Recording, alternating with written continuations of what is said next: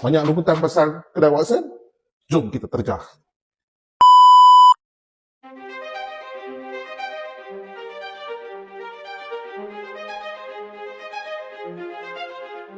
Assalamualaikum, selamat pagi. Daripada KPDN KL.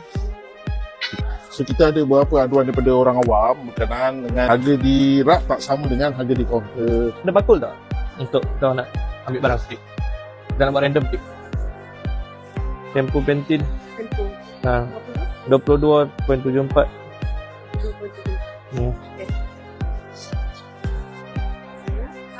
Okay, face mask. Face mask. Krim rambut. 1701. Nah, clear man. 15.9. Ya. Ha.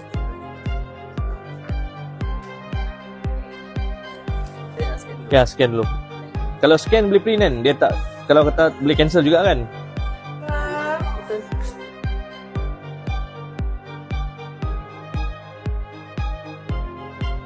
Dapat bagi kerjasama untuk kita siasatan aduan pada hari ini. So, kita harap pihak Watson dan pihak ini pejabat you alert lah pasal benda-benda macam ni. Kita harap pengguna ni dapat dilindungi lah hak dia. Okay, terima kasih. Thank you.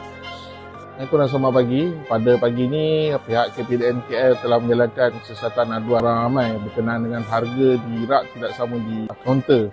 Pemeriksaan telah dijalankan oleh pegawai penguatkuasa KPDN KL dan mendapati harga adalah sama. Pihak Watson pun telah memberi kerjasama yang baik dan harga-harga dipamerkan dengan baik dan tiada kesalahan bawah KPDN. Jangan lupa follow and like.